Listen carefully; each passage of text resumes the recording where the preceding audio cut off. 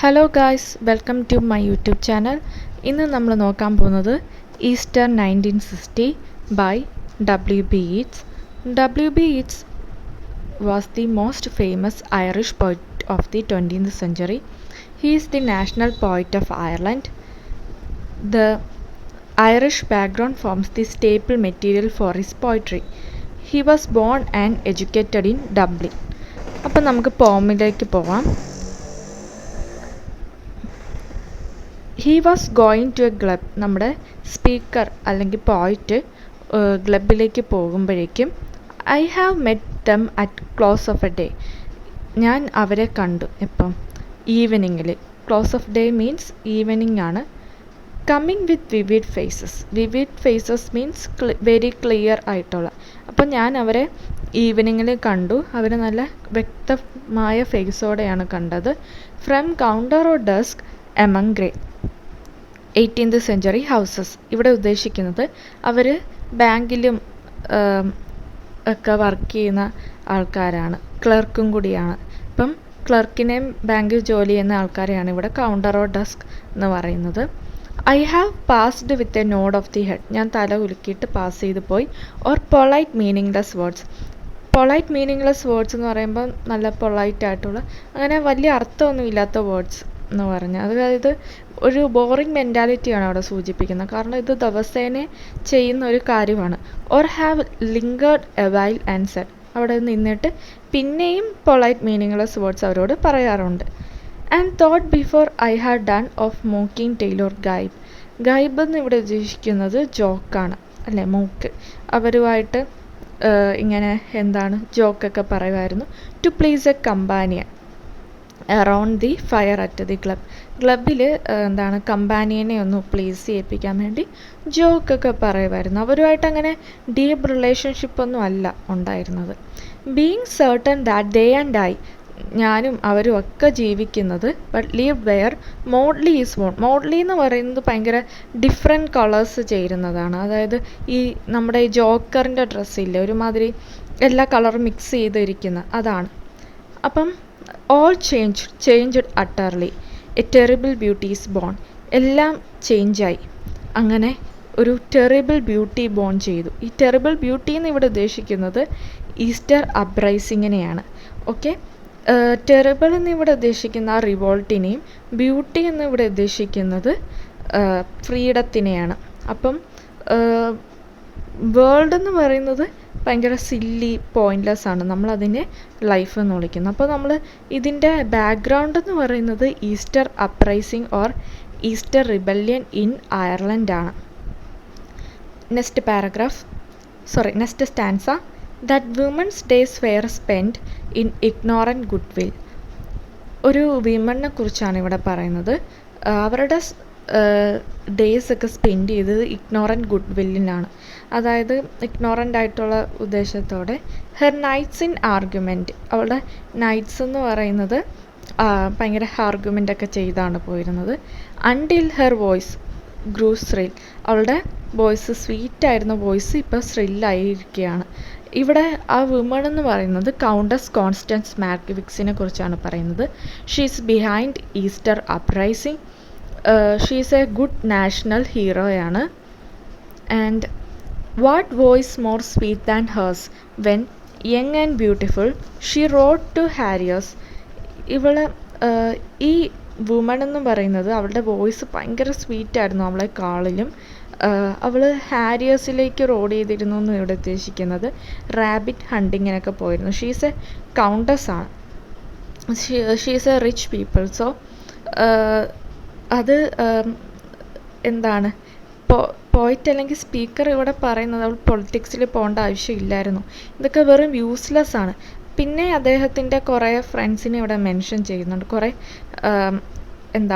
ലീഡേഴ്സിനെ mention ചെയ്യുന്നുണ്ട്.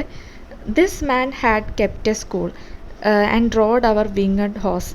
ഇവിടെ പറയുന്ന മാൻ എന്ന് പറയുന്നത് പാട്രിക് പേഴ്സ് ആണ്.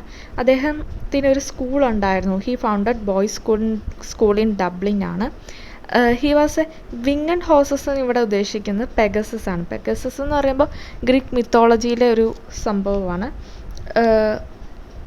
പെഗസസ് എന്ന് പറയുന്നതാണ് ഈ നമ്മുടെ വിങ്ങഡ് ഹോസ് എന്ന് പറയുന്നത്. അപ്പോൾ Pegasus is a symbol of പോയിട്രിയും കൂടിയാണ്. This other his helper and friend എന്ന് പറയുന്നത് ഹിസ് തോമസ് മാക്ഡോണയാണ്. Was coming into his force. He won fame in the end. അദ്ദേഹം ഒരു പോയിറ്റും ഡ്രാമാറ്റിസ്റ്റും കൂടിയാണ്. ഈ പൊളിറ്റിക്സിൽ അവർ തിരിച്ചത് കാരണം അവരുടെ ഫ്യൂച്ചറെല്ലാം ഡിസ്ട്രോയിഡ് ആയെന്നാണ് പറയുന്നത്. അവർക്ക് ഫെയിം കിട്ടേണ്ടതായിരുന്നു. പിന്നെ ഒരാളെയും കുറിച്ച് അടുത്ത ആളെന്ന് പറയുന്നത് ഒരു drunken vainglorious lout. He had done most bitter wrong. ഇവിടെ ഇയാളെ ഡ്രീം ചെയ്തു എന്നാണ് നമ്മുടെ സ്പീക്കർ പറയുന്നത്. അയാളുടെ പേരാണ് ജോൺ മാക്ബ്രൈഡ്. ജോൺ മാക്ബ്രൈഡ് നമ്മുടെ സ്പീക്കറിൻ്റെ നമ്മുടെ പോയിറ്റിൻ്റെ ലവറിനെയാണ് കെട്ടിയിരിക്കുന്നത്. നെക്സ്റ്റ് ലവറാണ് മോഡ്ഗോൺ. അവളെ എപ്പോഴും ഉപദ്രവിക്കുകയും ഹർട്ടൊക്കെ ചെയ്യും. ലാസ്റ്റ് ഡിവോഴ്സ് ചെയ്യുകയും ചെയ്തു. അപ്പം അതുകൊണ്ടായിരിക്കും ഇവിടെ വെയിൻഗ്ലോറിയസ് ലോട്ട് എന്ന് പറയുമ്പോൾ പൊങ്കച്ചൻ പറയുന്ന പൊട്ടൻ എന്നൊക്കെയാണ് അർത്ഥം. He had done most bitter wrong to some who are near my heart എന്നിവിടെ ഉദ്ദേശിക്കുന്ന മോഡ്ഗോണെയാണ്. Yet I number him in the song. എന്നിട്ടും അയാളെ ഈ പോമിൽ മെൻഷൻ ചെയ്തു. ഇൻ ദ കാഷ്വൽ കോമഡി അദ്ദേഹത്തിന് ജേർക്ക് എന്നൊക്കെയാണ് വിളിക്കുന്നത്. He too has been changed in his turn, transform utterly, a terrible beauty is born. ഇവിടെ ടെറിബിൾ ബ്യൂട്ടി ഈസ് ബോൺ എന്ന് പറയുന്നത് റിഫ്രെയിനാണ്. നൗ ഹീ ഡൈഡ്, അല്ലേ, അദ്ദേഹം മരിച്ചു. Now he's dead, living jerk എന്നൊക്കെയാണ് അയാളെ വിളിച്ചിരുന്നത്. ഇനി അടുത്ത stanza, hearts with one purpose alone. Hearts എന്ന് ഇവിടെ ഉദ്ദേശിക്കുന്ന എല്ലാ പീപ്പിളിനെയാണ്. അവർക്ക് ഒറ്റ പർപ്പസ് മാത്രമേ ഉണ്ടായിരുന്നുള്ളൂ. അതാണ് ഇൻഡിപെൻഡൻ്റ് ആവുക, ടു ബിക്കം ഇൻഡിപെൻഡൻറ്റ്, അല്ലേ. അവർക്ക് ഇൻഡിപെൻഡൻ്റ് ആവാൻ വേണ്ടിയിട്ടാണ് ഈ റിബല്യനിലൊക്കെ ഇറങ്ങിത്തിരിച്ചത്. Through summer and winter seem enchanted to a stone. ഇവിടെ സ്റ്റോൺ എന്ന് ഇവിടെ ഉദ്ദേശിക്കുന്ന അൺമൂവബിൾ ആണ്, അല്ലേ. സ്റ്റോൺ അങ്ങനെ ചേഞ്ച് ആവത്തില്ല. സമ്മറിലും വിൻ്ററിലും എത്ര കാലം കഴിഞ്ഞാലും കുറേ വർഷങ്ങളെടുത്താലും അത് അൺമൂവബിൾ ആണ്. ടു ട്രബിൾ ദ ലിവിങ് സ്ട്രീമിനെ ട്രബിൾ ചെയ്യിപ്പിക്കും അത്, അല്ലേ. The horse that comes from the road, the rider, the birds that range from cloud to tumbling cloud, minute by minute they change, അല്ലേ. ഹോഴ്സ് ആയിക്കോട്ടെ, റൈഡർ, ബേർഡ്സ്, ഇതെല്ലാം minute by change ആയിക്കൊണ്ടിരിക്കുകയാണ്. Minute by minute. Nature, ഇവിടെ nature ഇമേജറിയാണ് കൊണ്ടുവന്നിരിക്കുന്നത്. Nature എന്ന് പറയുമ്പോൾ പ്രകൃതിയൊക്കെ മാറി മാറി വരും, അല്ലേ. A shadow of cloud on the stream changes minute by minute. A horse hoof slides on the bream.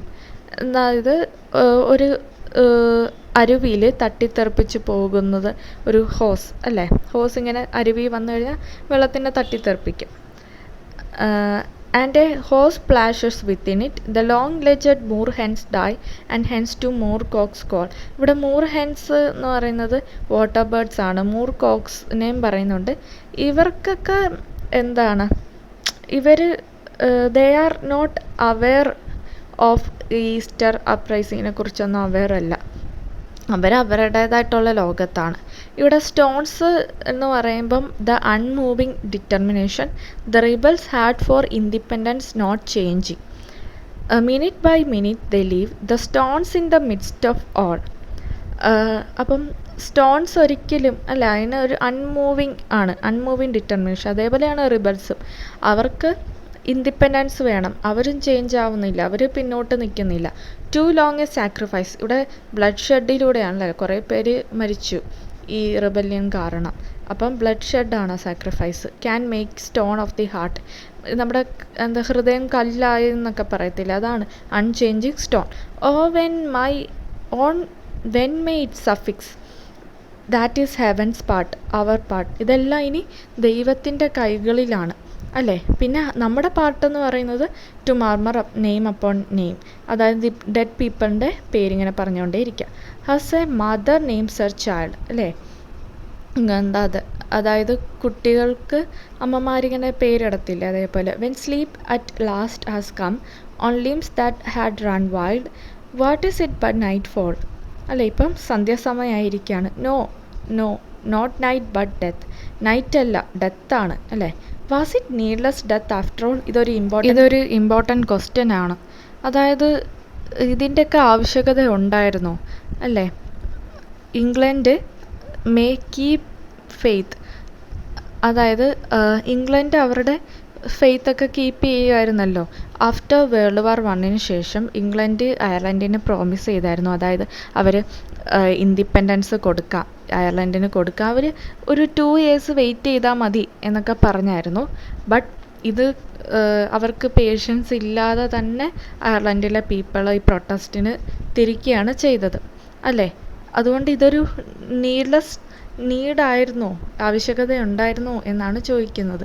England എന്തായാലും അവർക്ക് ഫ്രീഡം കൊടുക്കുമായിരുന്നു. For all that is done and said we know the dream അല്ലേ? പ്രൊട്ടസ്റ്റിൻ്റെ dream അറിയാം. Enough to know they dreamed and are dead. ഇപ്പം അവർ അല്ലേ ഡെഡാണ്, അവർ ഡ്രീം ചെയ്തിരുന്നു, ഇപ്പം അവർ ഡെഡാണ്. And what if excess of love അല്ലേ? ഇത് എന്താണ്? എക്സസ് ഓഫ് ലവ് കാരണമാണ് അല്ലേ ഇങ്ങനെയൊക്കെ സംഭവിച്ചത്. അമിതമായിട്ടുള്ള രാജ്യസ്നേഹം കാരണമാണ് ഇങ്ങനെ സംഭവിച്ചത്. We will dead them till they dye.